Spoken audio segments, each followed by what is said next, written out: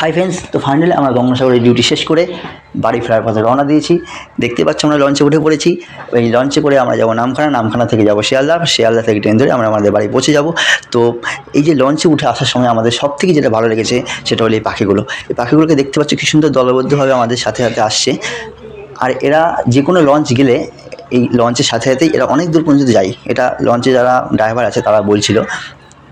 তো আমাদের সাথেও এরা অনেক দূর পর্যন্ত এসেছিলো এবং কি এদেরকে অনেক কিছু খাবার দাবারও দিচ্ছিলো। অনেকে দেখতে পাচ্ছি কেউ মুড়ি দিচ্ছে, কটকটি দিচ্ছে বা লেবু দিচ্ছে। হ্যাঁ, তো সেগুলো ওরা কিন্তু খাচ্ছিলো। কেউ কেউ মুখে ক্যাচে দিচ্ছিলো কোনো পাখি। আর ওরা অনেক দূর পর্যন্ত আমাদের সাথে এসেছিলো। দেখতে পাচ্ছ কত সুন্দর লাগছে ওদের। হ্যাঁ, আমাদের সাথে সাথে ওরা আসছিলো। এই যে খাবার দিচ্ছে দেখতে পাচ্ছ, মানে ভিউটা সত্যি খুব সুন্দর লাগছিলো। আর পাখিগুলোকে খুব সুন্দর লাগছিলো পাখিগুলো দেখতে। তোমরা যে গেছো গঙ্গাসাগরে, হ্যাঁ হয়তো যে লঞ্চে চড়ে এসেছো খেয়াল করেছো ব্যাপারটা।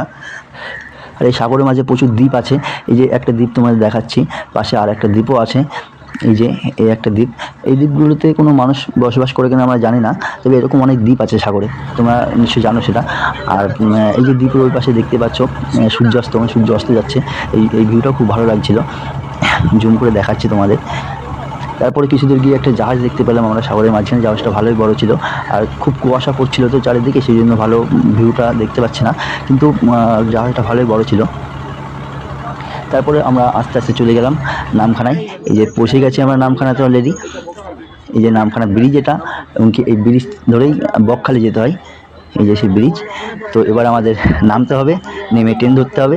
তো যাই হোক বন্ধুরা, সবাই ভালো থেকো, দেখা হবে নেক্সট কোনো ভিডিওতে। ততক্ষণ টাটা।